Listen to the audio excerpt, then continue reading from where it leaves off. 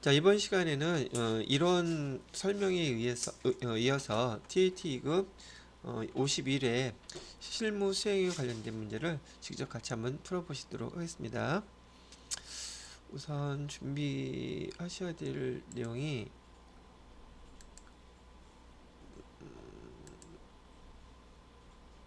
공인회계사회에서 51회 TAT 2급 프로그램 돼 있죠? 클릭하시게 되고요. 위에 그 회차하고 감독관 번호 미리 써놨죠? 설치 눌러주시고요. 확인.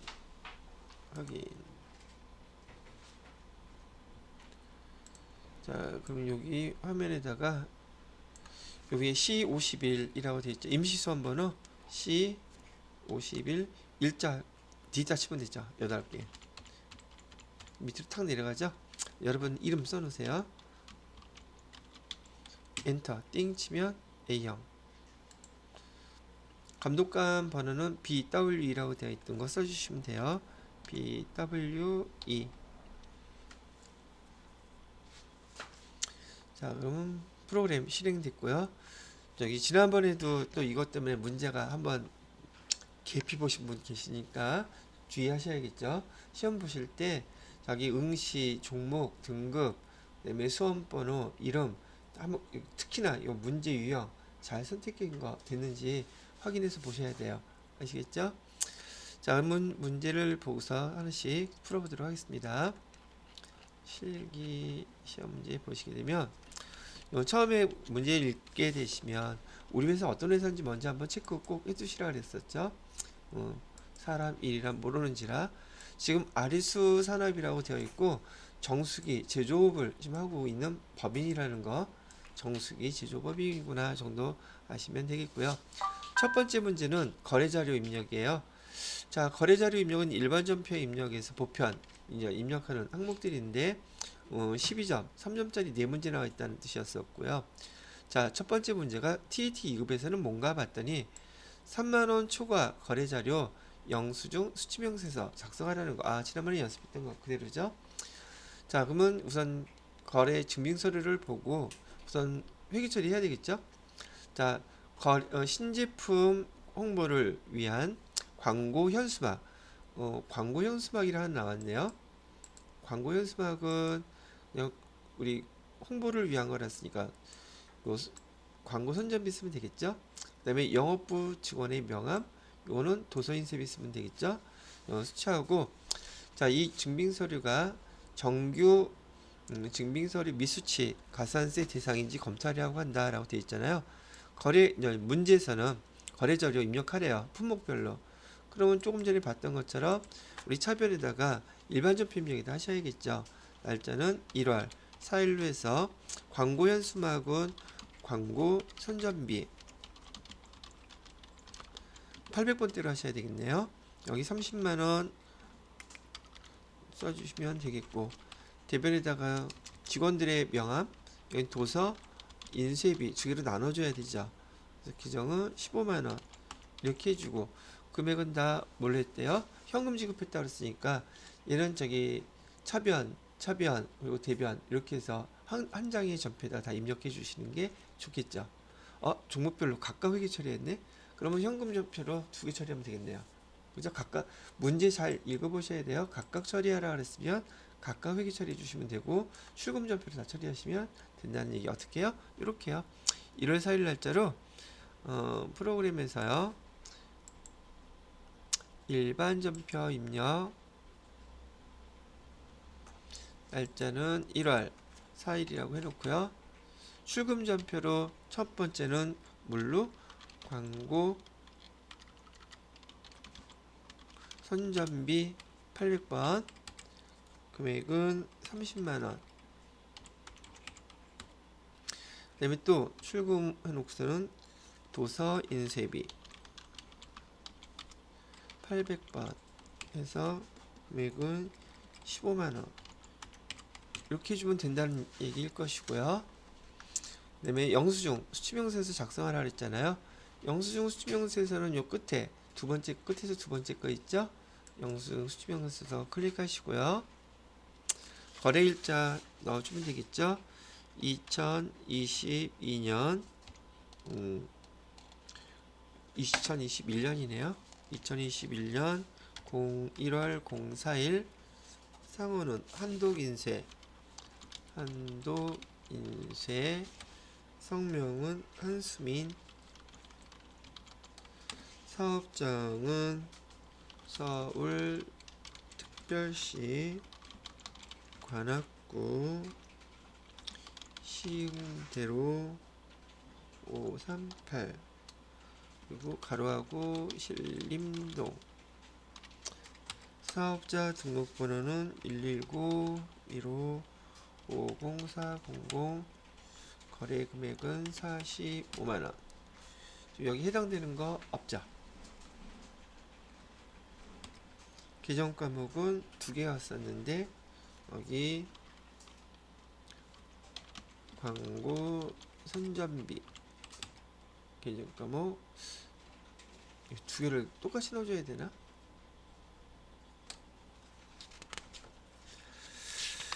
따로따로 두 개를 넣어줘야 되겠구나. 왜냐면 계정 과목이 틀리기 때문에요. 여기 45만원 넣으면 안 될 것 같아. 30만원 따로 적용 그리고 광고 현수만 이 글씨 더 많이 치라고 또 해놨나 보다. 2021 0104 카피도 안 돼.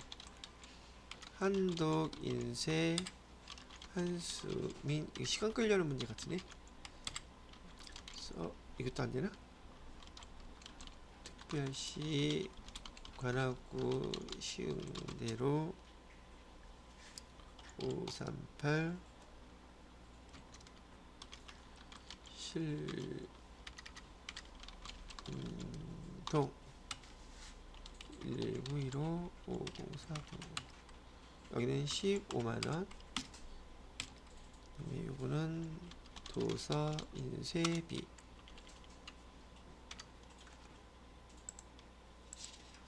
확인 지원 명함. 여러분들한테 이 문제 같은 경우는 틀려서도 안 되겠고 거의 틀리지도 않고 자신 있게 입력할 수 있는 득점 항목이라고 볼 수 있겠죠? 됐고요. 그 다음에 두 번째 문제는 뭔가 보도록 하죠. 약소금 배서 양도. 약소금에서 배서 양도는 우리가 받으러 오면 지금 주는 거죠. 그 다음에 받았을 때 거래처, 지금 우리가 지급하는 거래처 두 군데가 나와요. 거래처 주의하면 되겠죠. 문제 읽어볼게요. 2월 15일 유정산업의 외상매입금. 외상매입금은 유정산업 거 갚는 거고요.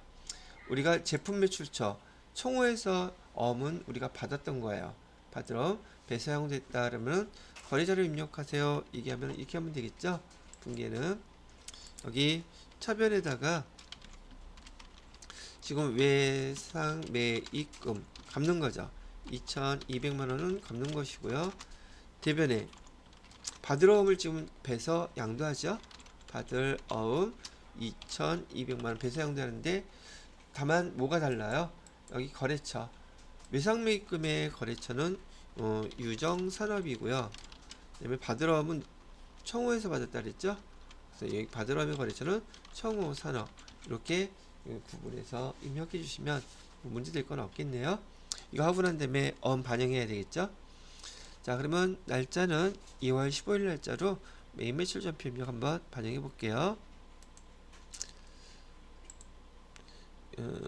일반 전표 입력에서 날짜는 2월 15일 차변에다가는 외상매입금은 유정 거였었고요. 유정산업 금액은 2,200만원. 대변에다가는 지금 받으러함을 쓰는데 또 여기는 청호? 청호 거였었죠. 청호 산업 그래서 2,200만원. 자, 받으러 클릭하신 다음에 못 쓰셔야지 돼요. F3 누르시면 되겠죠. 자, 할인이 아니라 얘는 지금 배서 양도를 했으니까 3번 입력해 주시고요. 얘는 처음 받았을 때 기록해 놨겠죠. F2 눌러보시면 총호사 넣고 있는 거 선택하세요. 그리고 중요한 거, 얘 어디에다 주는지 거래처를 써줘야 돼요. 이 지급거래처는 어디에요? 유정이라고 됐죠? 유정산업 써주시고 나머지 거 다 됐죠? 이렇게 해주시면 2번 문제도 뭐 이것도 FAT 1급에서 해봤던 거라서 여러분들이 이게 나름대로 이제 어렵게 생각하지는 않으실 것 같으네요. 자, 3번 문제 보겠습니다. 3번 문제는 리스 회계라고 되어 있죠. 리스는 빌리는 거예요. 계정 쓰라 그러면 돈 빌린 계정은 임차료가 될 것이라는 얘기고요. 그 다음에 증빙서류가 계산서예요. 매입이죠. 그럼 매입에서 계산서 받은 것은 53번 선택해야 된다는 거 아시겠죠? 자, 근데 내용이 뭔가 한번 읽어볼게요. 자, 현대캐피탈 주와 운용리스 계약을 맺고 운용리스 지금 저기 차 뭐지? 뭐였었어? 현대캐피탈이면 뭐 저기 차겠죠? 리스 받는 거 운영 리스 계약을 맺고 그다음에 공장용 기계장치 임차에 따르죠. 사용하고 있으며 3월분 리스료에 대하여 발급받은 전자계산서이다 라고 되어 있네요.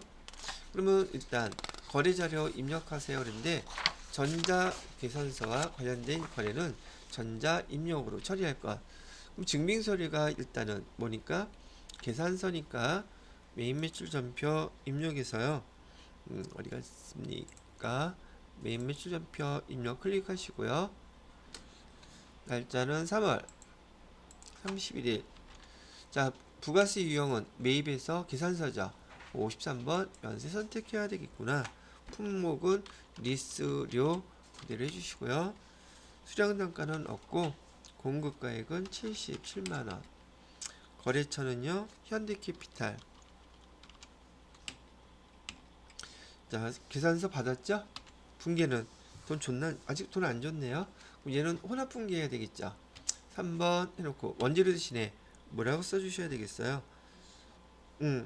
지금 임차료라고 써줘야 되는데 여기 임차료 하면 또 몇 개 나와요? 많이 나오죠. 500번 써줘야 돼요. 800번 써줘야 돼요. 이거는 공장이라 그랬으니까 500번 임차. 리스료는 임차료로 쓴다. 500번 써주시면 되겠고요. 돈 아직 안 줬죠. 4번에 미지급금 77만원, 거래처는 현대캐피탈. 이렇게 해주시면 끝났죠. 오케이.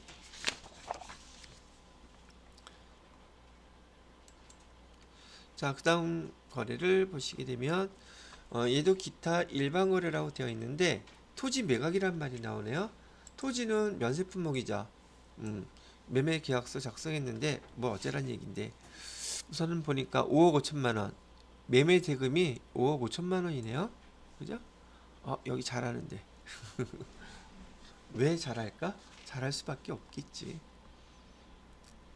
자, 그런 다음에 거기 날짜하고 아리수 이수산업하고 거래를 한 거네요. 그죠? 문제를 한번 읽어볼게요. 보통 예금에 5억 5천인데 수수료를 빼고 5억 5천이 다 안 들어왔네. 통장으로는. 그 다음에 내용을 보니까 자료 1은 1월 10일 본사 신축 목적으로 구입하였던 토지를 신축 계획이 취소됨에 따라 처분하면서 작성한 부동산 매매 계약서이다. 땅 팔았다는 얘기겠죠. 그러면 토지는 당연히 줄어들었을 것이고요. 매매 취소됨에 따라 처분하면서 작성한 부동산 매매 계약서이다.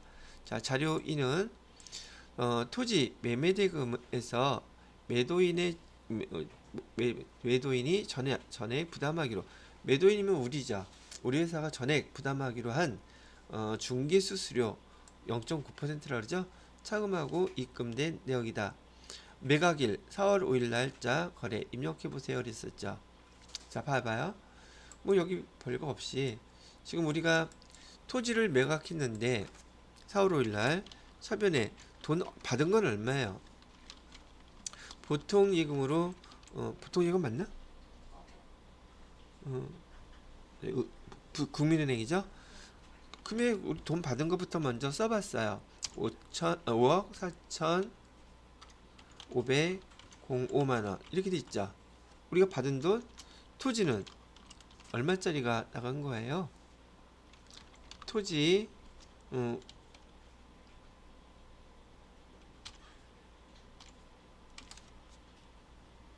사실 토지가 5억 5천짜리는 아닌데 지금 금액이 없으니까 이렇게 해놓고 지금 5억 5천에다가요 여기 0. 수수료 중개 수수료 여기 지금 0.9%라 그랬죠. 5억 5천 곱하기 0.9% 해보시게 되면 495만원 나오죠. 이거는 지금 부동산을 판매하고선 수수료 발생한 거잖아요. 수수료 비용 해서 4억 9천 4억 495만원 억이라고 보이네. 이렇게 해서 토지를 갖다가 판매하고 수수료 나갔던 거 이렇게 처리할 수도 있기는 하겠지만은 지금 여기 문제에서 말이에요. 지금 토지가 얼마짜리라는 거 지금 나와 있어요? 안 나와 있어요? 안 나와 있죠. 자, 그런데 사실상 토지를 매각해서 이렇게 처리해도 되기는 하겠지만 사실 우리가 상식적으로 이렇게 처리는 잘 안 해요. 왜냐면 토지 가격이 5만 5천 원짜리, 5억 5천짜리라는 걸 우리가 이렇게 쓰지는 않을 테니까. 근데 문제에서 주어진 게 아무것도 없단 말이죠. 날짜는 지금 며칠 날짜예요? 4월 5일 날짜죠. 그러면 저기 3월 말일까지 재무상태표 한번 조회를 해보세요. 재무상태표에 토지가 얼마짜리로 나와 있나요? 처음 샀을 때 그 금액이 있을 거 아니겠어요? 여러분들이 생각하기에도 토지 이게 5억 5천이라고 이렇게 쓰는 게 말이 안 되죠. 샀던 걸 파는 거니까. 그래서 여기 토지 가격은 지금 5억 5천짜리가 될 수가 없어요. 사실은 토지를 조회해서 계정을 갖다가 3월달에 보니까 토지 4억 2천짜리 지금 판 거죠. 이게 맞는 말 아니에요? 4억 2천짜리를 얼마에 팔았어요? 5억 5천에 팔았잖아요. 4억 2천짜리를 5억 5천에 팔았더니 1억 3천이 지금 뭐가 생긴 거예요? 유형자산 처분 이익이 생겼죠. 여기 유형자산 처분 이익해서 1억 3천만 원이 이렇게 나왔는데 이 중에서 수수료 비용 495만 원 빼준 거잖아요. 그죠? 495만 원을 빼게 되면 사실은 여기 이제 유형자산 처분 이익으로 1억 3천을 하면 안 되고 1억 2,505만 원 이렇게 처분해야지 맞지 않겠느냐는 거예요. 그죠? 실제로 이렇게 처리하셔야 됩니다. 근데 문제는 저기 답안지 보니까 두 가지를 다 맞게 해줬어요. 근데 이거는 제가 볼 때 이거는 옳지 않아요. 지금 여러분이 TAT 2급이나 됐는데 토지를 갖다가 얼마짜리 사왔는데 얼마짜리에 팔았다고 그거를 여기 주어지지 않았다고 해서 그 금액을 갖다가 찾지 못한다면 회사에서 어떻게 하려고? 회사에서 어떻게 하려고? 그렇게 처리해야 되는 거죠. 그래서 토지 금액을 장부 조회하셔가지고 얼마짜리를 팔았는지 아셔야 돼요. 그래서 유형자산 처분이익으로 이렇게 처리하시는 게 맞습니다. 되셨죠? 근데 이걸 왜 맞게 줬는지 모르겠네. 답안지는 이렇게도 해도 맞게 해줬죠. 몰라요? 몰라도 돼요. 자, 그 다음에 여기 2번 문제부터는 일반 전표 입력은 끝났고요. 메인 매출 전표 입력과 연결되어 있는 부가가치세 부속서류 점수가 어마무시하게 높은 점수라 그랬었죠. 지금 무려 25점짜리예요. 근데 매번 나오는 문제의 형태는 항상 정해져 있다고 제가 얘기 드렸잖아요. 자, 1번 문제는 뭔가 봤더니 영세율 전자세금 계산서 발급하라는 얘기죠. 그죠? 4점짜리 문제이고요. 여기서는 뭐가 문제일까? 우선 영세율 전자세금 계산서 발급하라는 문제. 세금계산서 발급해야 될 것이고요. 그 다음에 요거 품목이 두 개죠.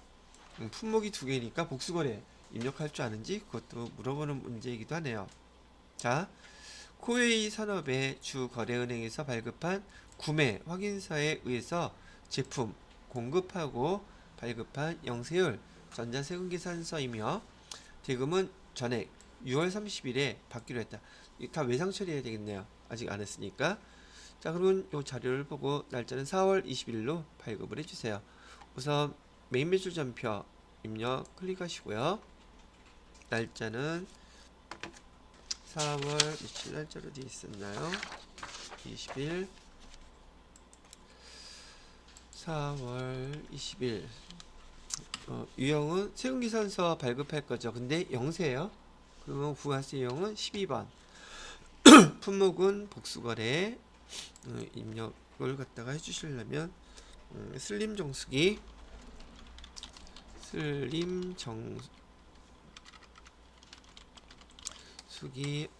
수량은 50개 단가는 40만원 두 번째는 온수 정수기 30개 단가는 55만원 탭 누르셔서 거래처 명은 코웨이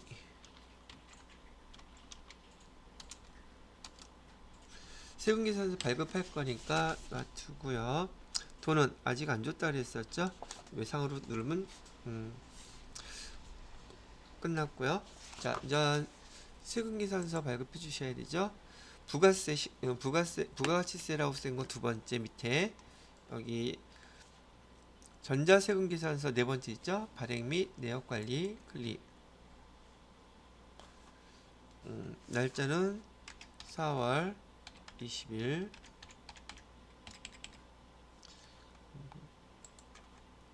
앞에 거 세금계산서 발행하면 되죠. 영세율로 딱 나와 있죠.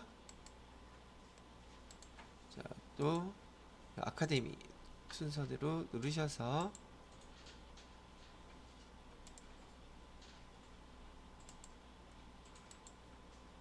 됐죠. 자, 그 다음에 메인 매출전표 입력에 가셔서 물론 당연히 돼 있겠지만 한번 확인해 보시는 거예요. 전자발행 표시 다 있죠. 오케이. 첫 번째 문제 이렇게 입력을 해 주시게 되면 여러분 4점 준다고 얘기했으니 4점 된 것이고요. 두 번째 문제는 전자세금계산서였었죠. 자, 이것도 한번 읽어볼게요. 날짜는 3월 4일 날 벌어진 일인데 3월 4일 웰스산업의 제품 공급하고 발급한 전자세금계산서래요. 제품에 하자가 발생해서 환입이죠 이거. 환입은 반품이 발생한 날짜로 수정세금계산서 발급한다는 게 중요한 거라 그랬었어요. 환입일은 5월 10일 이 날짜로 환입수량 20개에 대해서 똑같이 그 수정세금계산서 발급해 주셔야지 되고요. 수정사유 선택해서 환입에 따른 발급 전송하라고 되어 있으니 얘도 수정세금계산서 발급 전송해야 되겠죠. 자, 그러면 얘도 조회를 해보겠습니다. 날짜는 3월 4일자로 해주시고요. 그 다음에 클릭하신 다음에 수정세금계산서 클릭해야 되죠. 그 다음에 수정사유가 여기 환입이라고 되어 있으니까 3번 눌러야겠죠. 그래서 확인 눌러주시고요. 날짜는 중요한 게 3월 며칠 날짜로 3월이래네 며칠 날짜로요. 오늘 그 반품 환입이 된 날짜가 발급 날짜인 거 해주셔야지 돼요. 여기가 5월 10일이라고 쓰는 거 요게 중요하다고요. 오케이? 미니 정수기는 그대로일 거고요. 반품의 개수는 몇 개? 20개라 그랬죠? 여기다 마이너스 20 해주고 단가는 똑같이 12만 5천원짜리였겠죠? 이렇게 해주신 다음에 확인 눌러주시면 되옵니다.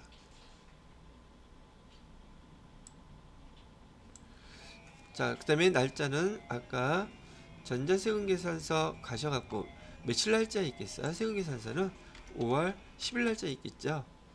5월 10일 날짜로 조회를 하셔서 클릭 발행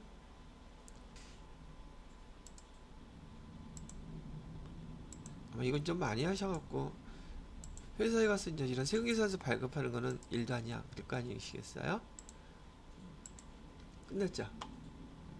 이렇게 해주시고 메인 매출전표 입력해서 확인을 해보시게 되면 날짜는 며칠로 5월 10일자로 전자발행 딱 되어 있죠.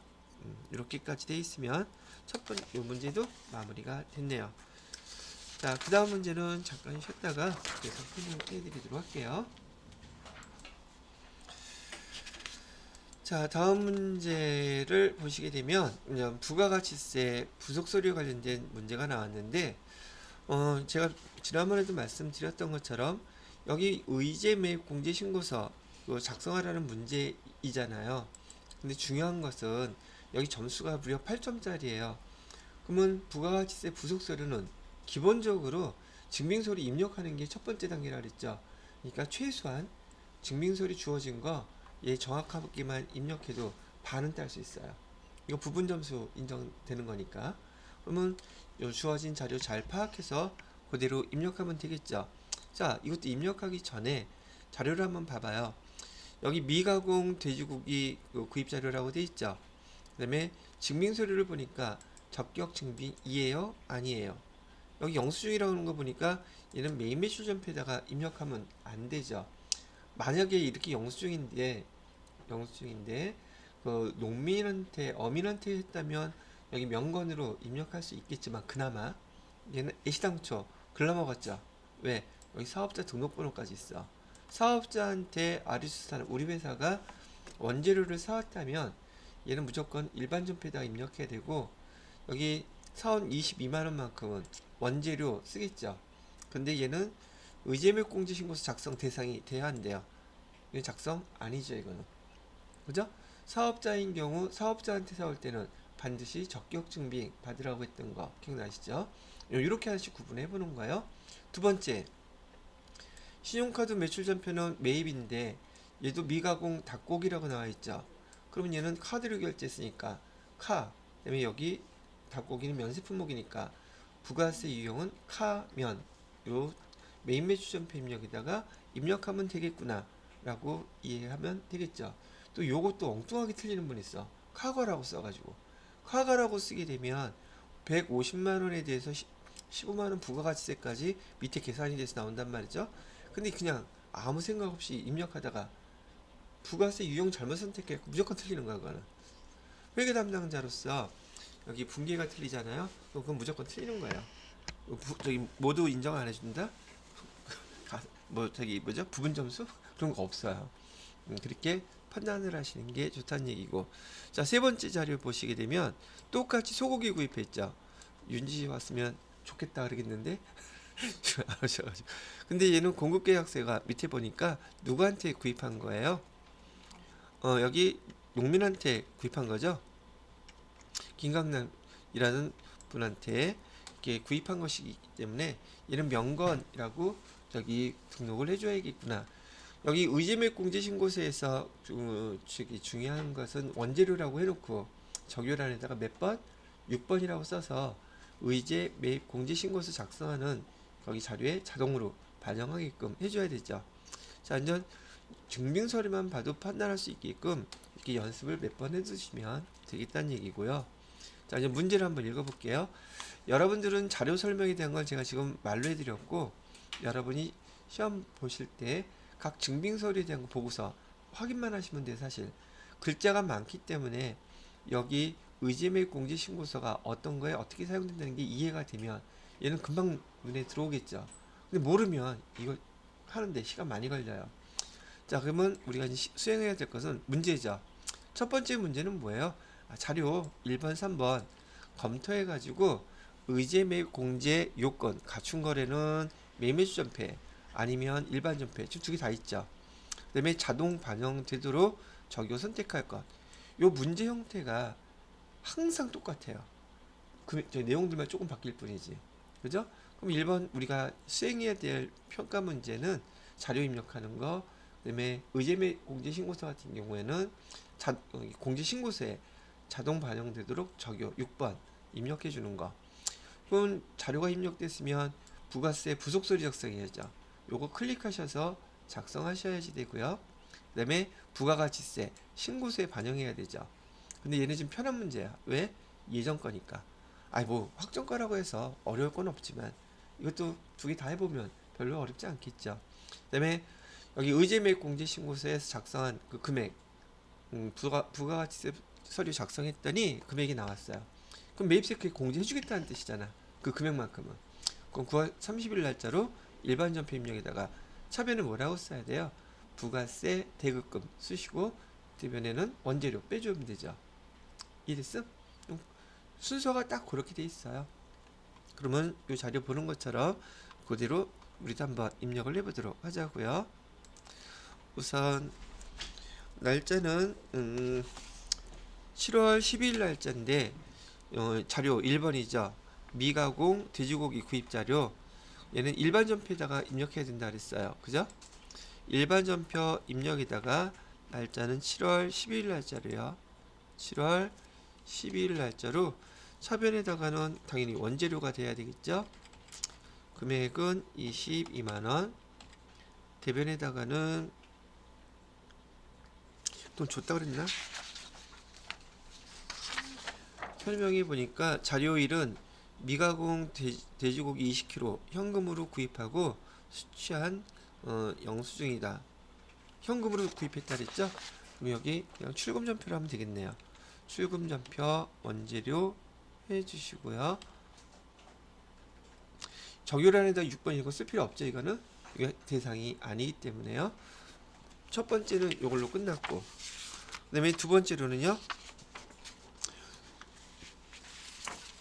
두 번째는 신용카드 매출 전표인데 얘는 메인 매출 전표에다가 입력해야지 돼요. 날짜는요 8월 3일로 되어 있네요. 8월 3일. 부가세 유형은 카드로 결제인데 면세품목 사기 때문에 매입에서 카드 면세품목 58번이네요. 카면. 신용카드 삼성카드로 입력해 달래요. 삼성카드 확인. 그다음에 품목은 닭고기라고 돼 있죠. 그다음에 수량하고 단가. 수량하고 단가는 제가 꼭 이거 나눠서 입력해 주라 그랬어요.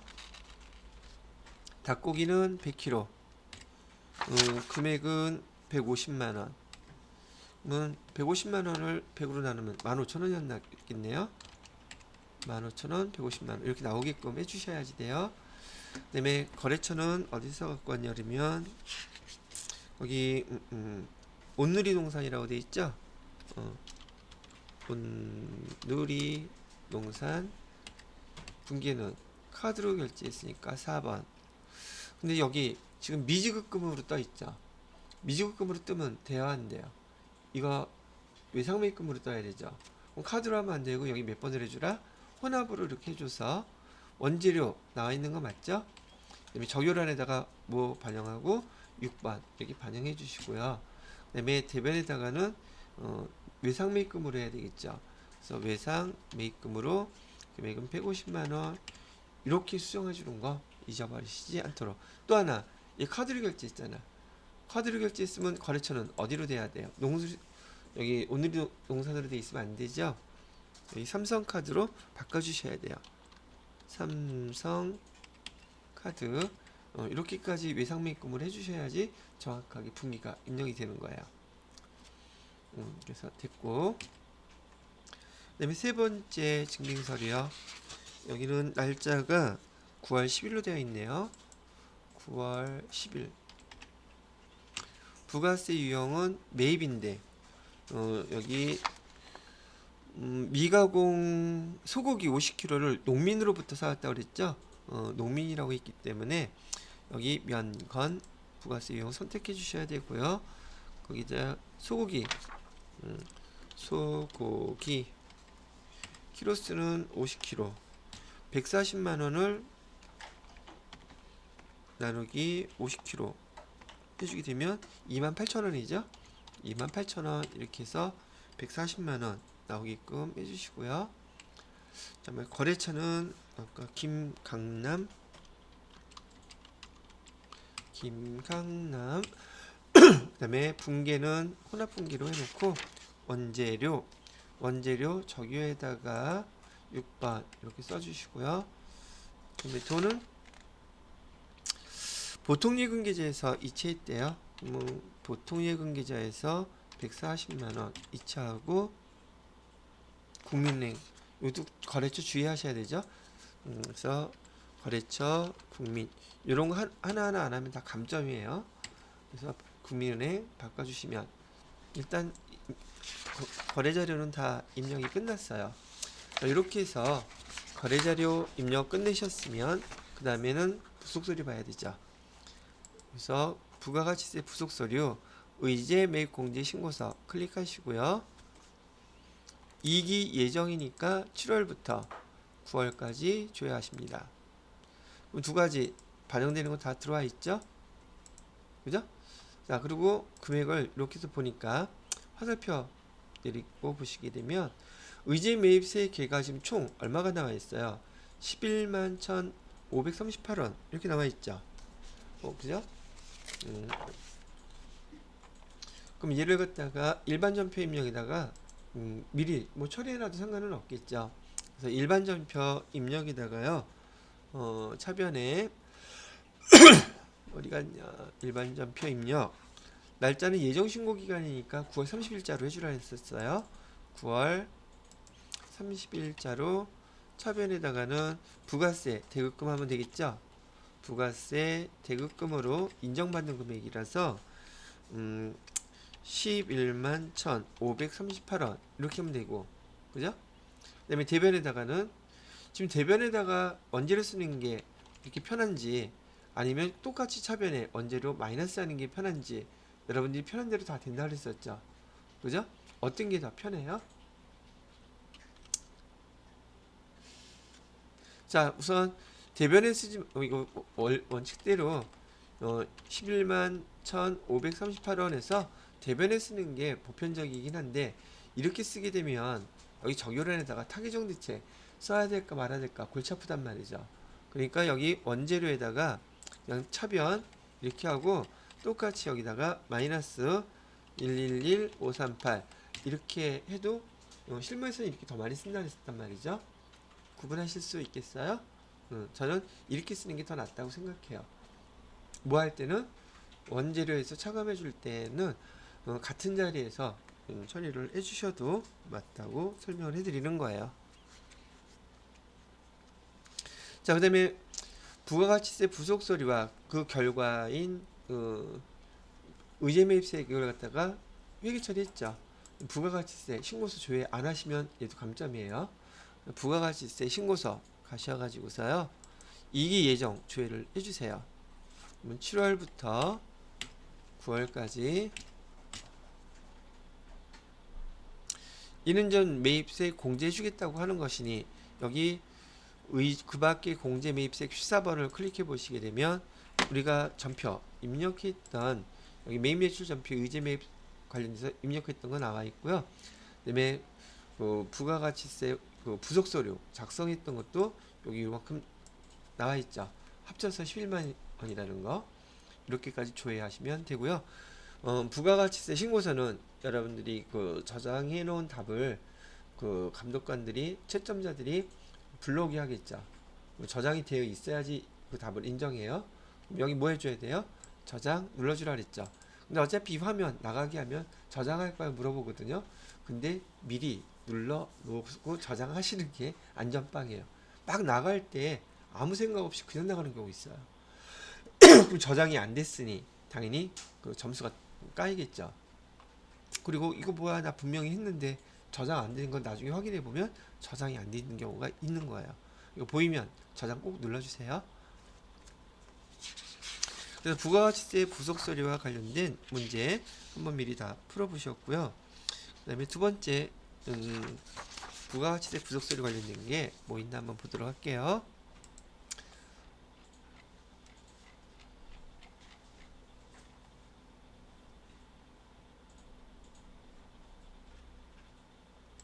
자, 두 번째 부가가치세 부속서류는 여기 보니까 신용카드 매출전표 발행직계표죠. 우리가 매출한 거예요. 매출한 거에 대한 신용카드 매출전표하고 현금 영수증 우선 자료 입력하고, 두 번째로는 부가가치세 부속서류, 즉 신용카드 매출전표 발행시켜표 조회하고, 걔가 부가가치세 신고서에 어떻게 들어가 있는지 그 확인하라는 얘기죠.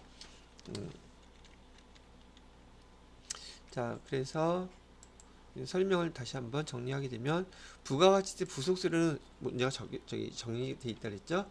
우선 주어진 자료, 매입, 매출, 전표, 입력, 이게 첫 번째, 그죠? 두 번째로는 부속서류 작성 또는 조회죠. 두 번째, 세 번째로는 부가가치세 신고서 작성, 세 번째. 딱 그렇게 순서대로 연결돼 있다 그랬어요. 자, 그러면 자료를 갖다가 입력해야지 되는데, 보니까 첫 번째 자료는요, 과세 매출분에 대한 전자세금 계산서 신용카드 매출전표 자료라고 되어 있죠. 그러면 얘만 딱 보더라도 처음에 거래된 금액에 대해서 세금 계산서를 발급했어요. 매출이기 때문에 부가세 이용은 11번 과세료가 돼야 되죠. 그리고 여기 세금 계산서 발급하고 난 다음에 이 금액에 대해서 거래처에서 신용카드 매출전표로 결제를 한 거죠. 그러면 증빙서류가 두 개라고 해서 두 개 다 매입 매출전표에다가 입력하면 안 된단 말이죠. 그죠? 그래서 입력은 뭐부터 한다? 세금 계산서, 과세로 먼저 하시고요. 그 다음에 결제를 카드로 했다고 여러분이 표시를 해주셔야지 돼요. 오케이? 그래서 요거만 주의하시면 돼요. 얘는 세금 계산서 발급한 후에 신용카드를 결제했을 경우 부가세 유형은 11번 세금 계산서만 입력하고, 나중에 부가세 분계 유형에서 4번 카드를 결제하게 되면 여기가 자동으로 처리되는 거지 별도로 입력하는 게 아니라고 얘기해 드리는 거고요. 두 번째 자료를 보니까 매출을 했는데 면세 매출이라고 나와 있잖아요. 이거 잘 보셔야 돼. 그럼 얘는 카면 선택해야 되는 거구나, 그렇게 판단하시면 되겠고, 여기 과세 현금 영수증 매출이니까 현과 이렇게 선택하면 되겠죠. 얘는 면세 매출이니까 카면, 그 다음에 3번 자료는 현금 영수증인데 과세라고 했으니까 현과 부가세 유형부터 선택을 해 놓아야 되겠죠. 이거 여러 번 반복하시다 보면 증빙서류만 보고도 그 부가세 부속서류 뭐 작성하라는 거에 따라서 증빙서류만 봐도 이해가 되신단 말인데, 자료 설명 그대로 한번 다시 읽어보도록 할게요. 본문 제안에서 아리수 산업은 과세 면세사업 겸용하고 있다고 가정한다. 자료 첫 번째 거 세금계산서 발행한 거요. 쿠쿠 산업의 제품 매출하고 전자세금계산서 발급 후 결제 시 발급한 신용카드 매출전표로 결제를 했죠. 두 번째, 개인 최승현에게 면세 제품 이런 거 동그라미 이렇게 해놓으시는 게 보기가 편하실 거예요. 매출하고 발급한 신용카드 매출전표다. 세 번째 자료는 면세가 아니라 이번엔 과세 제품을 매출하고 발급한 현금 영수증이다.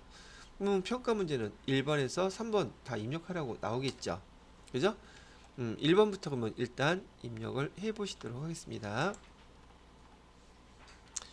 첫 번째, 날짜를 보니까 10월 20일 거네요. 2기 확정 기간이네요. 10월 20일 날짜로 부가세 유형은 세금계산서 매출하고 아무 꺼리낌 없이 11번 하면 될 거고요.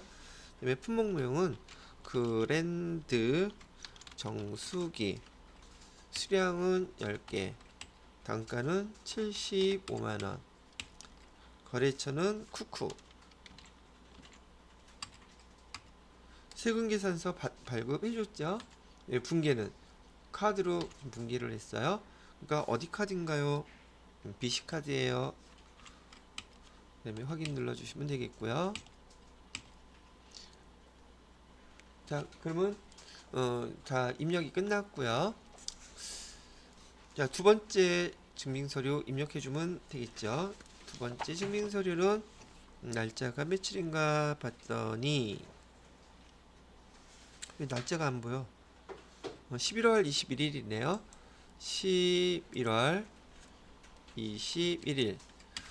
부가세 유형은 카드로 했는데 매입에서 카드로, 그다음에 면세 품목이라고 알려주고 있죠. 그래서 여기 카면 몇 번이냐? 58번. 신용카드 어디 건이에요? 신용카드는 BC카드라고 돼 있네요. 근데 안 나왔어. 카면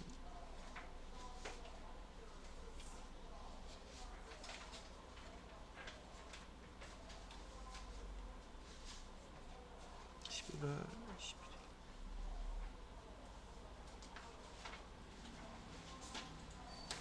왜 안 나오지?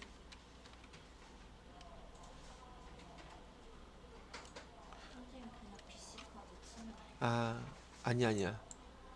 지금 이거 제가 매입을 눌렀어. 카면 매출이잖아요. 지금 잘못 눌렀죠? 18번이에요. 18번 카드 매출을 했고 여기서니까 BC카드 나오죠? 매입이라고 하면 틀려요. 매출이에요 지금. 실수했어 제가. 매출 눌러주시고 한번 카면 됐죠? 그다음에 품목은 뭘 샀다 그랬었냐면 면세 제품이라 그랬었죠. 다른 거 아무것도 없어요. 면세 제품. 그다음에 여기는 공급가액 세액 한꺼번에 넣게 되면 뭐 면세니까 나올 게 하나밖에 없긴 하겠지만, 자 거래처는 누구한테 팔았냐면 최승현 씨한테 팔았대요. 최승현. 그다음에 세금계산서 필요 없고 분계는 카드로 결제받았고요. 제품 매출했다. 그다음에 외상 매출금 맞죠? 요거 잘 체크하세요. 자, 그러면 이거 두 번째 것도 끝났고요. 세 번째 자료를 보면 과세 매출의 현금 영수증이라고 되어 있네요. 날짜는 12월 24일로 되어 있고요. 12월 24일로 해주시고요. 유형은 매출에서 현금 영수증인데 과세 품목이니까 매출 현과죠. 22번. 여기는 과세 제품이라고 쓰면 되겠고요. 과세 제품. 공급가액은 17만 6천원. 16만원으로 나뉘어주고, 거래처는 이태훈 씨한테, 이태훈. 그 다음에 분계는 현금 영수증. 그러면 제품 매출, 부가세, 예수금 다 처리됐죠. 자, 이렇게 세 가지 여기 증빙서류들 입력이 끝났고요. 그 다음에 연결된 게 부가가치세, 부속서류죠. 부속서류는 신용카드 매출전표 발행이죠. 발행 누르셔가지고요. 조회하는 월수는 2기 예정이라고 확정이라 그랬죠. 2기 확정은 10월부터 12월까지. 그다음에 없으면 블록이 하라 그랬죠. 블록이 다 표시 끝났죠. 이것도 끝. 근데 저장 있어요 없어요? 없으면 됐고, 다음 바로 연결해서 부가가치세 신고서 보셔야 되죠. 부가가치세 신고서도 10월 1일부터 12월 31일까지 조회. 그러면 매출한 게 여기 나타나 있는 거 보이시죠? 16만원, 16,000원 신용카드 매출한 거에 대해서 반영되는 거 보시면 되겠고. 됐음? 오케이. 지난번에 혹시 높아심에 여러분 여기 신용카드나 현금 영수증으로 매출한 거 우리 법인한테는 해당 사항 없지만 여기 신용카드 발행세액 공제 요금액이라는 거 얘기했던 거 기억나시죠? 몇 퍼센트? 1.3% 공제해줘요. 세액 경감 공제예요. 1.3. 간이사업자한테는 음식 숙박업인 경우에 뭐 등 나와 있는데 1.3% 기억해 주시면 돼요. 있죠? 그러면 부가세 부속서류 문제도 다 끝이 나버렸네요. 이렇게 해서 1년치만 반복 두세 번만 해보시게 되면 여기 틀릴 일 거의 없어요. 실수한 거 빼놓고. 뭐 시험 가면 제정신 아닌 경우가 많잖아. 그래서 조금 틀릴 경우가 있을 뿐이지.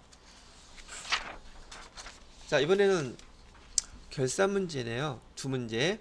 뭐 손익의 2연 이상 빠지지 않고 나오고 있죠. 자, 요것도 한번 정리를 해보고 넘어가도록 해요. 우선 손익의 예상과 이연 수동결산하라고 되어 있는 것, 우리 결산할 때 수동결산 다음에 자동결산 순서대로 하라고 말씀을 드렸었죠.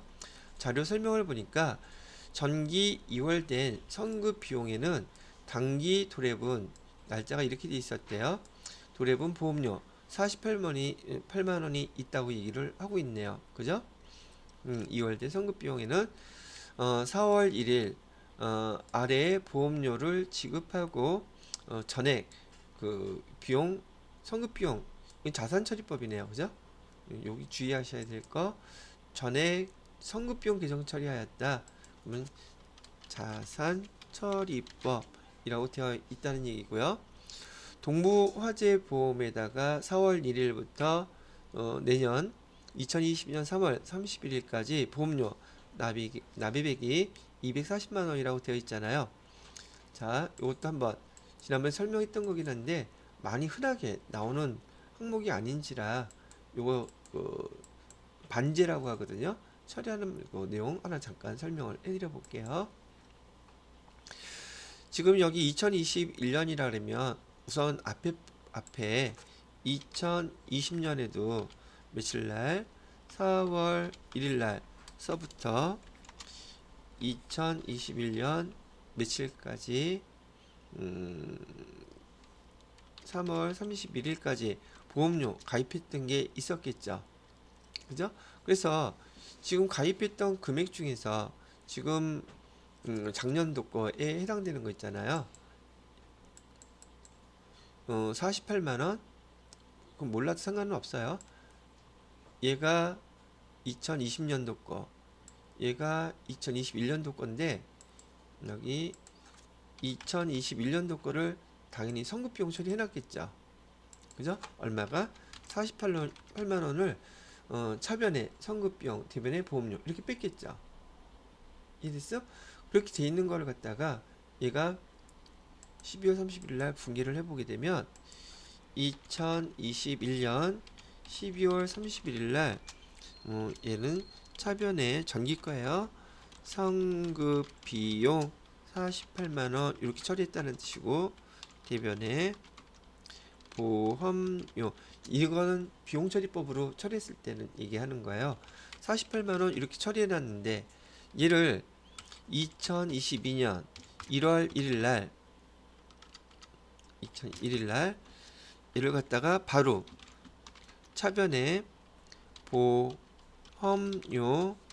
48만원 대변에 선급 비용 48만원 이렇게 바로 처리해버리는 걸 우리는 회계에서 반제 처리라고 부른다 그랬었어요. 반제 처리는 내년 거에 해당됐던 거 여기 결산에 차변의 선급비용, 대변의 보험료 이 선급비용은 내년도 거라는 뜻이잖아요. 이렇게 처리해놨던 건데 실제로 그 우리 회계 프로그램을 보게 되면 반제 처리할 수 있게끔 이렇게 반대로 바로 처리 꼭 해줘야 되는 것들 있잖아요. 이렇게 체크를 하게 되면은 다음 날짜로 지가 알아서 이렇게 반대로 선급비용은 대변으로 이렇게 처리돼서 없어지고요. 보험료가 다시 이렇게 나눠지는 거예요. 그러면 전년도 거하고 그 다음에 거하고 비용이 딱 나뉘잖아요. 그래서 얘가 손익의 이연이라고 부르는 거였었어요. 근데 이런 문제가 거의 나오지 않았었는데 실무에서는 자동으로 거의 반지 처리를 해요. 근데 지금 문제에서 정기 거 요거에 대한 거 1월 1일부로 회계 처리하려고 문제가 나온 거예요. 이렇게 이해됐습니까? 그래서 모든 그 손익의 이연 회계 처리는요 이렇게 합니다. 실제로. 오케이? 근데 여기 문제가 하나가 아니라 그냥 딴지 안 걸면 이상하지. 당기 또 올해 것도 해보래요. 올해 걸 해드릴게요. 또 4월 1일날 이렇게 보험액 240만원 가입했다 그랬잖아요. 그죠? 240만원이면 지금 4월 1일날 여기다가 써볼게요. 2022년 4월 1일날 서부터 2023년 3월 31일까지 보험료가 지금 얼마를 냈다고 얘기하느냐면 120만원 이렇게 냈다는 뜻인데, 그죠? 그러면 4월달부터 9개월치죠. 오케이? 올해 거 9개월치 3월부터 3, 4, 5, 12월까지 이렇게 계산할래요? 3월달 앞에 걸 빼버릴래요? 빼는 게 낫잖아. 그럼 9개월치인데 여기 곱하기 9개월치를 하게 되면 우리는 올해 거는 12분의 9 이렇게 처리해야 되겠죠. 9 그럼 얼마 나와요? 뭐 얼추 90만원 나오겠다. 120만원 곱하기 9 나누기 12 하니까 90만원 나오죠. 왜냐면 한 달에 10만원 꼴이잖아요. 그래서 여기가 90만원. 근데 두 번째 문제에서는 얘를 갖다가 가입했을 때 전액 선급비용 계정으로 처리했다고 얘기를 하고 있단 말이죠.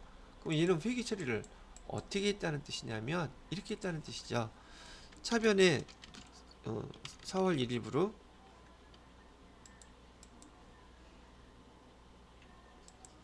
2022년 4월 1일날 가입하면서 차변에 선급 비용 이런 자산으로 120만원 이렇게 처리했다는 뜻이고, 대변에다가는 뭐를 썼대요?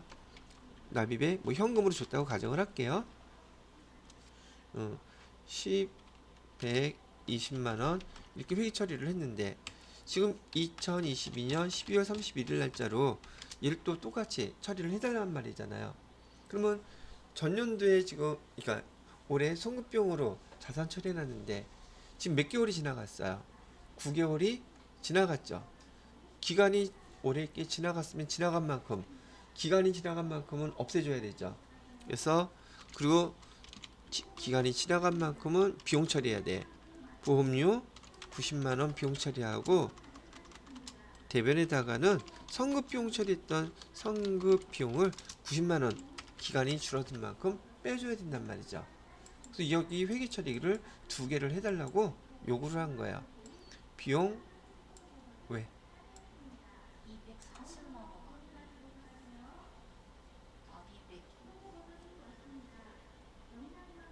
납입액? 왜? 그 문제 자료 설명에 보험료 납입액이 240만 원인데 나 근데 왜 100반 잘라? 그왜 틀렸네. 120만원이 아니라 240만원이라 그랬죠? 고쳐. 그러면 어떻게 고치나 봐요. 왜 뻔히 120만원인데 아니 240만원인데 110만원을 했을까? 그럼 180만원이겠다 여기는. 가지고 고쳐. 납입액이 240만원. 그 다음에 12분의 9 하면 기간이 지나간 건 180만원어치가 줄어들었겠죠? 이렇게 해주게 되면 선급 비용은 240만원이 될 것이고요. 요거는 180만원이 되겠죠.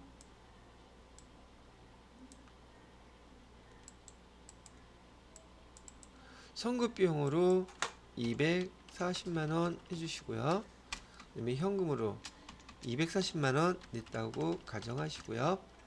자, 보험료는 9개월치만 여기 기간이 줄어들었을 테니까 180만원 이렇게 해주시면 되겠고, 그 다음에 선급 비용은 기간이 지나간 것만큼 180만원 빼주면 되겠죠. 그래서 지금 우리가 이 문제에서 분개를 해서 처리해야 될 것은 요거 4월 1일 아니 밑에 12월 30일 있고 요거 처리해야 되죠. 그 다음에 아까 반지 처리한 거 요거 1월 1일부로 이렇게 회계 처리 두 개를 해주셔야 돼요. 날짜는 다르죠. 첫 번째 문제는 1월 1일 이렇게 처리해 주시고, 그 다음에 12월 31일 가서 이렇게 처리를 해주셔야 돼요. 근데 실제로 실무에서 이렇게 쓰면 된다 안 된다? 안 돼요. 계속성의 원칙 때문에 쓰던 대로 써야지 되는데 한 문제에서 이거 딴지 걸어서 두 개 다 내려고 하다 보니까 문제를 이렇게 낸 거란 말이죠. 자, 그러면 일반 전표 입력에 가셔가지고요. 날짜는 1월 1일 날짜로 반지 처리해 주셔야 되죠. 차변에 뭘로 처리한다? 보험료. 보험료가 근데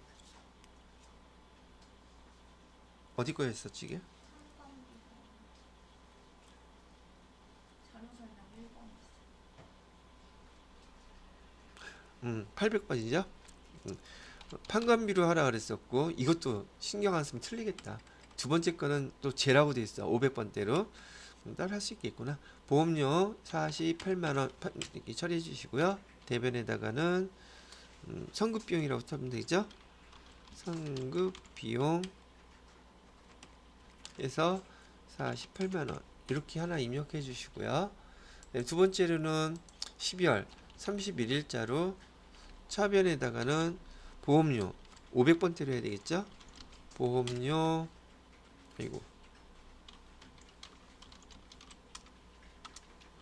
보험료 500번대로 180만원 입력해 주시고요. 대변에다가는 성급비용 133번에서 180만원 이렇게 입력해 주면 두 가지 마무리가 끝났죠.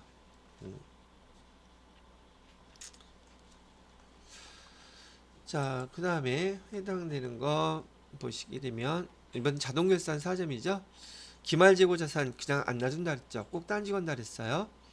자, 기말재고자산 실사 결과 제공품 변동사항 없죠. 기말 제공품에다가 600만원 그대로 입력하면 되겠고요. 그 다음에 제품을 보니까 평가액이 지금 차이가 나오고 있네요. 그래도 중요한 거는 평가액은 1400만원을 입력해야 돼요. 600만원을 입력해야 돼요. 600만원이에요. 실제 있는 금액을 반영해야 되니까. 그러면 왜 차이가 났나 봤더니 수량이 차이가 나고 있죠. 200개가 지금 차이가 나고 있는데 200개에 대해서 한번 볼게요. 제품의 수량 차이는 위탁 상품 위탁 판매 제품으로 수탁자에게 보관 중이다. 재고자산 그냥 그대로 있다는 뜻이죠. 200개가. 그럼 이 금액 넣어야 돼요. 이 금액 넣어야 돼요. 재고자산은 그대로 1400이 되겠죠. 이렇게 입력을 해주시면 되겠다. 그러면 수탁자한테 있는 위탁 판매 제품은 그냥 기말재고에 포함시킨다. 그 내용을 알고 있습니까? 그 물어본 거잖아요. 그러면 얘도 우리는 회계에서요. 결산자료 입력 클릭하셔서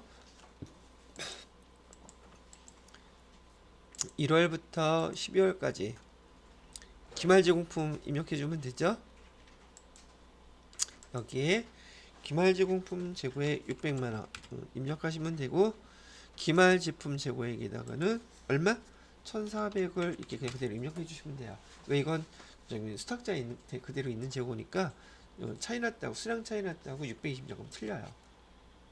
그럼 결산 메뉴도 이렇게만 나오면 띵호한데 그죠? 이렇게 나올 거예요.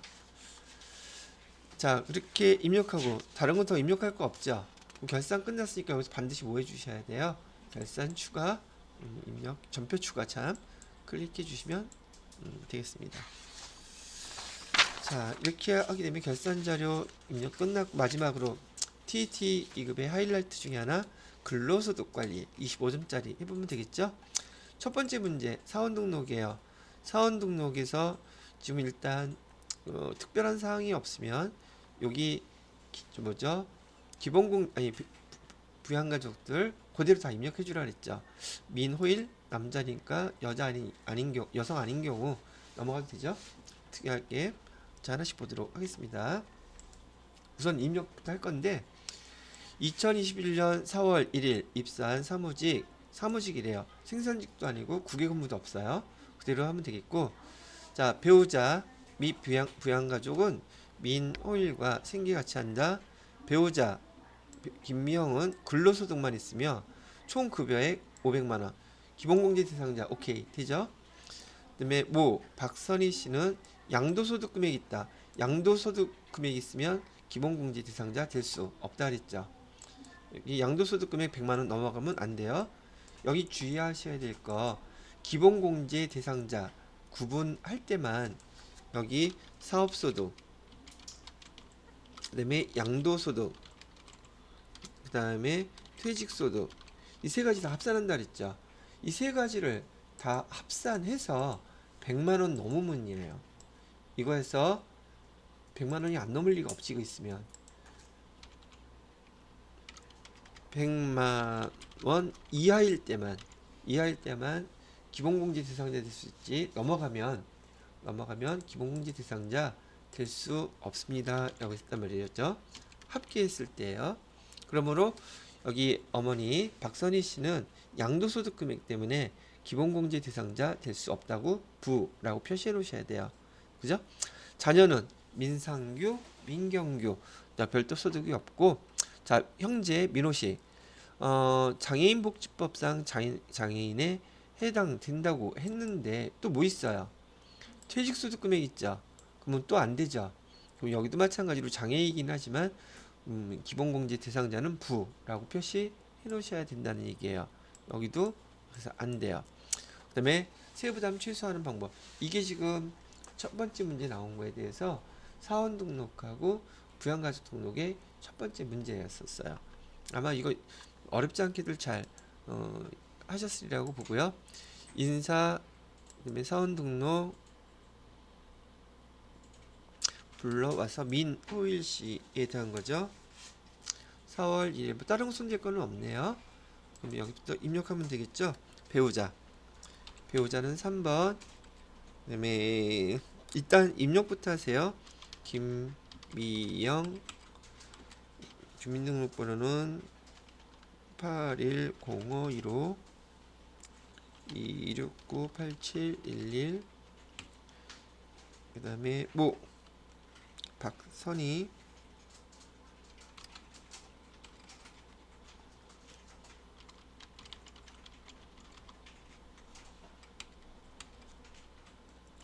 (530407 214 517) 그다음에 자 민상규.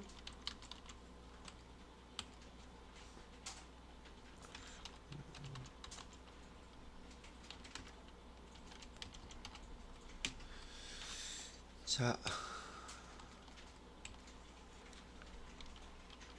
민경규.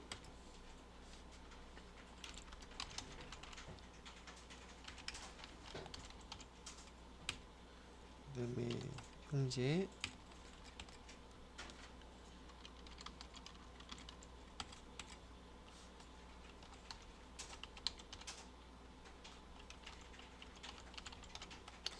자, 일단 다 입력을 해 놓았는데 지금 해당 사항이 없는 사람이 누구였었냐면 뭐 어머니는 안 된다 그랬었죠. 그래서 직계 존서 어머니. 여기 부는 0 치면 되죠. 부 이렇게 표시해 주셔야 되고요. 어디 갔어?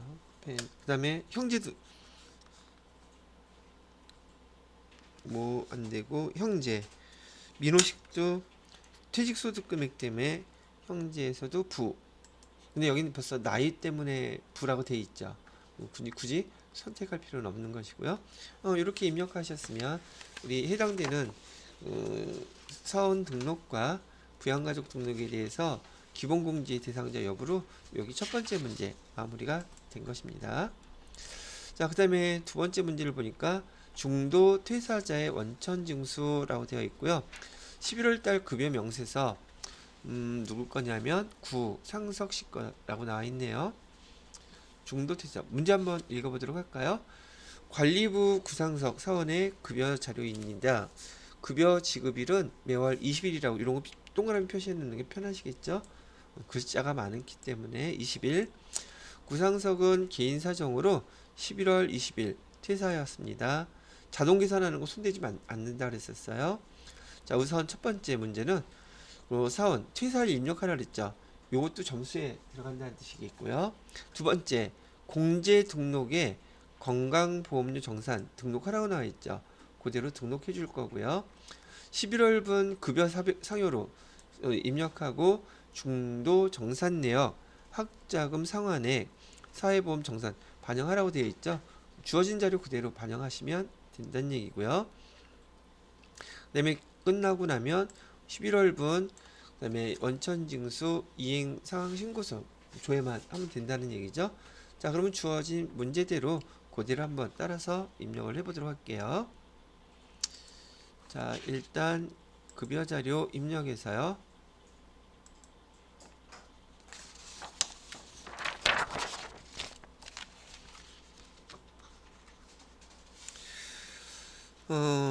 우선 사원 등록에서 직원 뭐부터 입력해 주라 그랬어요? 퇴사일 입력해 주라 그랬었죠. 그래서 인사급에서 사원등록에서 이름이 구상석, 퇴사일은 밑에다가 2021년이죠. 1년 11월 20일 날 부라고 이렇게 해놓으셔야 되겠고요. 입력 끝. 두 번째 공제 등록하래요. 그래서 두 번째 급여자료 입력해서 수당 공제 등록. 여기에서 공제 등록이면 여기는 수당이에요. 여기다 그냥 뒷다 하시면 안 돼요. 옆에 보시면 공제 등록이라고 나와 있죠. 공제 등록 클릭하시고요. 여기 그냥 입력만 하시면 돼요. 코드번호 600번 이런 거 따질 필요 없이요. 왜? 코드번호는 자동으로 부여가 돼요. 그래서 여기다가 건강보험료 정산, 그다음에 여기는 항상 무구분이라고 선택하시면 됩니다. 자, 그다음에 급여에서 빼는 것인지 여기 급여에서만 해놓으면 되겠죠. 하나만 급여에서 조정을 해줘야 되니까 확인 누르시고요. 자, 그 다음에 급여 자료 입력을 해야 되죠. 날짜는 보니까 11월 급여였었어요. 급여 상형 이거 선택해 달라 그랬고요. 20일로 딱 등록됐고 중도 정산 내용 되어 있죠.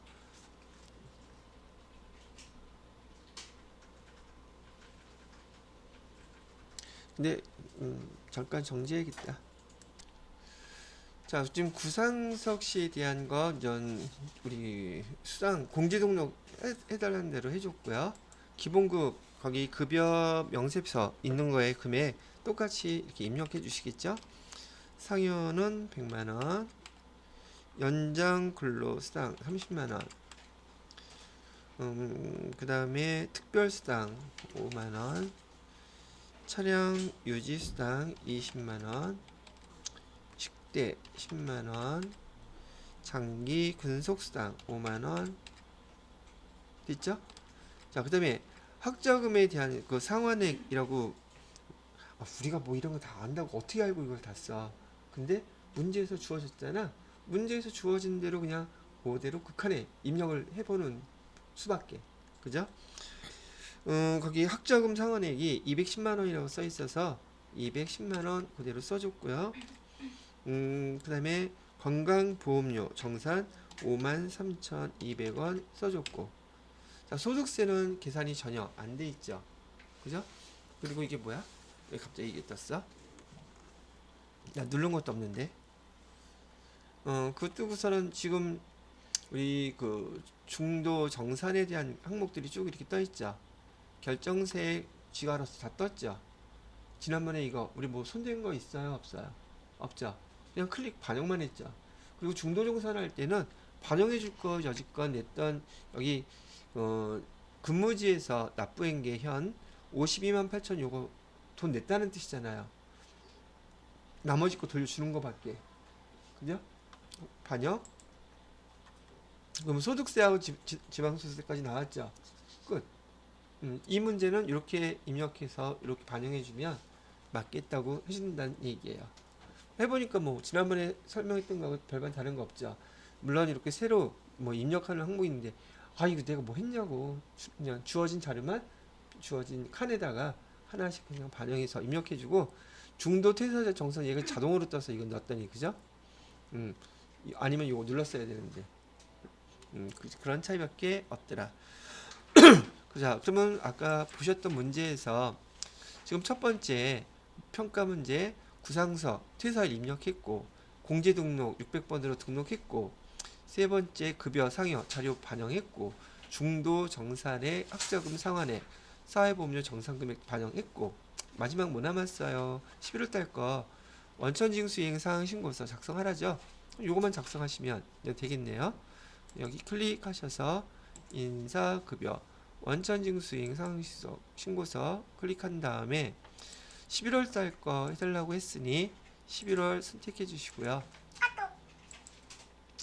11월 선택해 주시고 정기신고. 그러면 일반 현금 81,000원 나와 있는 거 있잖아요. 요것대로 냅두면 되지. 별도로 할 거 있다 없다? 없어요. 그럼 여기 저장이 있으면 저장 눌러주라 그랬죠. 저장 눌러주시고 그러면 요 해당되는 사항 문제 다 끝났죠. 이렇게 하게 되면 얼추 봤을 때 여기 자료 입력하는 칸에서 점수가 8점짜리인데 기본적인 거 앞에 1, 2, 3, 4 네 가지 문제가 있잖아요. 이 중에서 하나에 2점씩 잡으면 됐지 않을까. 그럼 여기서도 혹 틀린다 치더라도 감점이 막 5점, 6점 이렇게 된다면 그건 개념 없는 거지. 그거는 공부가 안 됐다는 얘기잖아요. 그거 아니라는 것은 여러분들이 이거 반영해서 문제를 하게 되면 최소한 5점, 6점 이상은 다 딸 수 있다는 얘기가 된다는 얘기. 자, 그렇게 됐고 마지막 문제가 되겠죠. 연말정산 문제예요. 국세청 연말정산 간소화 및 이외의 자료를 기준으로 연말정산 하라고 되어 있죠. 국세청 증빙서류인지 아니면 국세청 이외의 자료인지 이거는 구분해야죠. 그래서 자료 설명을 보니까 우선 본사 인사팀 이정우 씨 연말정산을 위한 국세청 제공 자료와 기타 증빙 자료라고 나와 있네요. 사원 부양가족 등록 사전에 입력되어 있으니 신경 쓸 거 없다는 얘기. 배우자 김은희 씨 복권 당첨소득 3천만 원이 있지만 좋겠다. 그렇지만 여기 소득 저기 없는 것으로 봐서 기본공제 대상자 된다는 말이고요. 직계존속 이항국은 별도 소득 없으니까 마찬가지 된다. 다 그렇네요, 그죠? 그런데 이정우 씨, 이정우 본인이죠. 시력 교정용 안경 구입하고 의료비 소득공제 영수증 제출했다. 영수증이라고 여기 나와 있어요. 칸 주위에서 입력해야겠구나. 그 정도 생각하시면 될 것 같아요. 자, 일단 여기 사원 등록을 보시고서는 부양가족 명세에 수정하라고 나와 있죠. 그러면 아까 부양가족에 대한 설명 거기 보고서는 해당 사항이 있는지 없는지 제대로 다시 해놔야 된다는 얘기. 뭔가 틀린 게 있다는 얘기잖아요. 그죠? 한번 얘부터 먼저 보도록 하겠습니다. 그래서 띵 키워서 사원 등록 써주시고요. 여기 이정우씨 다 부르되어 있네요. 그죠? 부르되어 있으니 여기서 해당되는 사람은 기본공제 대상자로 다시 체크해 달라는 얘기겠죠. 아까 여기 기본공제 대상자 아닌 사람 있었어요? 없었어요? 배우자도 당연히 여기 돼 있죠. 배우자는 기본공제 대상자 되는 걸로 표시되어 있고요. 그 다음에 그 직계 존속이었던 그 이한국 씨는 뭐가 문제였었나? 별도 소득 없다 그래 돼 있죠. 그럼 이것도 뭘로 해줘야 돼요? 여기 70세 이상이 되겠죠? 70세 이상, 60세 이상이니까 4번 이렇게 해주면 되겠고, 지금 60세 이상이면 39년생이면 뭐도 있어야 돼요? 경로 어디도 해줘야 되겠죠. 70세 넘으니까만. 혹시 빼기 더하기 할 줄 모르면 안 되죠, 이거. 그죠? 그러면 따져봐요. 보통 39년생이면 끝에 구자가 들어가야지 60세, 70세가 딱 맞거든요. 그러면 40년생이라고 가정했을 때 2000년까지 60이죠. 그죠? 2020이면 80이죠. 그럼 그것만 계산하더라도 경로대 이거 표시를 해줘야겠구나라는 거 알 수 있겠죠? 이렇게 해당되는 거 체크하면서 그러니까 시험 문제지. 해주면 될 것 같고요. 그 다음에 두 번째 자주 보는 거 여기 지금 배우자 있죠. 그리고 이정우 씨는 남자죠. 그러면 한부모 공제에 해당되는 거 없죠. 여기서는 배우자가 있기 때문에. 그 다음에 부여자 공제 여자 아니죠. 여기다 보니까 체크할 건 없겠구나. 이렇게 하나 확인해 주시면 될 것 같고, 두 번째 이민주하고 이민한 날짜를 보니까 93년생인데 93년생이면 20세 이하가 될까? 20세 이하 넘죠. 그럼 여기는 부라고 당연히 표시를 해놔야겠죠. 원래는 우리가 입력하면 얘가 자동으로 체크하게 돼 있어. 연도수하고 나이 계산해서. 근데 시험 문제야. 체크가 될까 안 될까? 안 돼. 그럼 내가 계산해야 되겠죠. 93년생이면 일단 7년 그 다음에 20년을 기준으로 했을 때 27, 23 넘어가잖아. 누가 더 빨리 계산을 할 거야 아마 누구는. 그러니까 이거는 다 부로 해놓는 게 맞겠구나. 그 다음에 2004년생이면 지금 20세 미만이죠. 여기는 다 소득 없다고 했으니까 20세 이하로 이렇게 표시해 줘야 되겠다는 거. 됐나요? 이렇게 정리를 해달라는 얘기예요.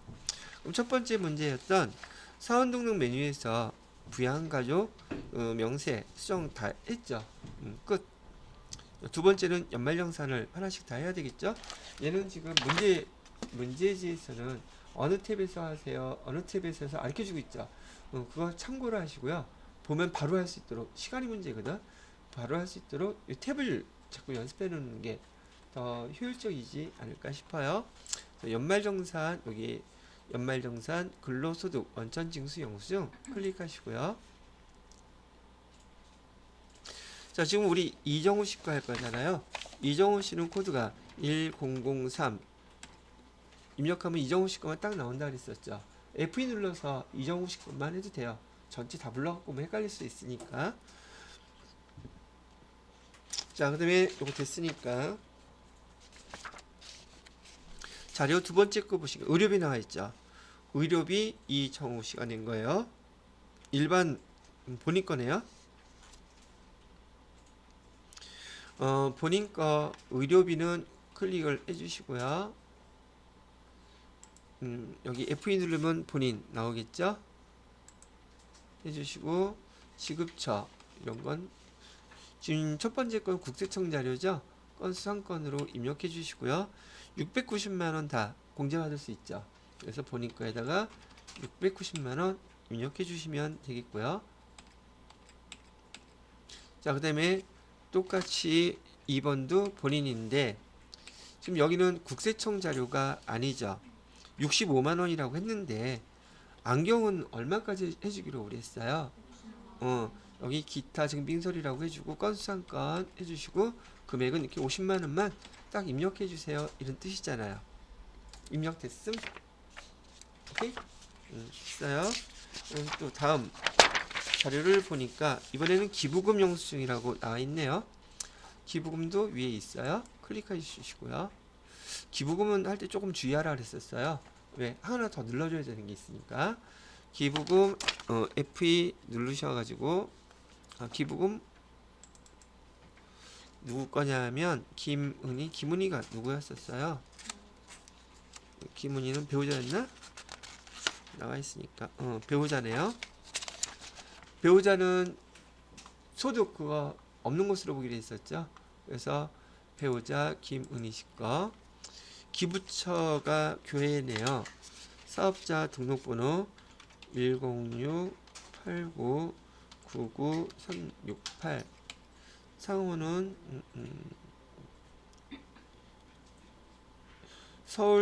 서울대교구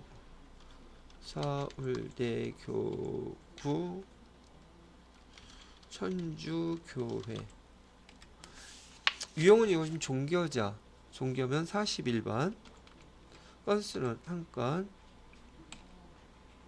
기부 금액은 300만원. 다른 건 없죠? 이거 국세청 자료 아니죠? 국세청에서 뭘 바꿔줘야 돼요? 기타. 이거 하나하나가 다 감점 항목이에요. 제대로 안 되면. 금전해 주시고, 이렇게 입력하고 난 다음에 기부금 조정명세서로 반영시켜 주라 그랬죠? 기부금 조정명세서 누르신 다음에 공제 계산을 해야 돼요. 그래서 정산명세 보내기 클릭을 해주시게 되면 다른 거 할 거는 없다 그랬어요. 그냥 보기만 하시고 여기 공제 금액 정산명세 반영 클릭하셔서 예 누르시면 반영 다 됐죠. 그리고 정산명세서 가셔서 기부금하고 조금 전에 입력했던 여기 의료비가 있었나? 여기 의료비 다 들어가 있죠. 이렇게 반영해 주시면 된다는 얘기예요. 자, 그 다음에 이번에는 보장성 보험료. 보장성 보험료도 소득자가 그 납부한 거여야 된다고 그랬었죠. 그거 자꾸 반복해서 제가 설명해 드리니까 주의하셔서 소득자가 납부한 거 둘 다 보장성이네요. 본인 거하고 그다음에 이민주는 자녀 거죠. 그죠? 별다른 게 없네요. 그럼 여기 소득공제 클릭하셔가지고요. 우선 본인 거인 이정우 본인 거 보험료 띵 가셔서 보장성 보험료 국세청 자료 있고요. 80만원 이렇게 입력해 주시면 되겠고, 그 다음에 이민주는 자녀 거죠. 근데 여기는 지금 자녀 건데 지금 뭐 때문에 안 됐어요? 나이 제한 걸렸죠. 나이 제한 걸리기 때문에 입력할 수 없습니다. 지가 알아서 이게 선택을 잘해야지 이게 딱 뜨는 금액이 나타난다는 얘기죠. 됐어요. 그리고 정산명세 꼭 보라는 것은 아닌데요. 지금 여러분 처음 배우는 거니까 여기 나중에 전산세무이급에서도 이게 똑같이 나올 거거든요. 그러니까 어떤 자리 어떻게 입력하면 어떻게 나오는지 눈여겨서 잘 봐두라는 뜻으로 자꾸 보라는 얘기 해드리는 거랍니다.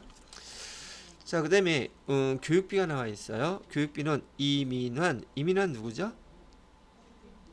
또 봐야지. 자꾸 까먹어. 이민환 식계비서 막내네요. 자녀. 자녀의 교육비 소득공제에서 클릭하셔가지고요.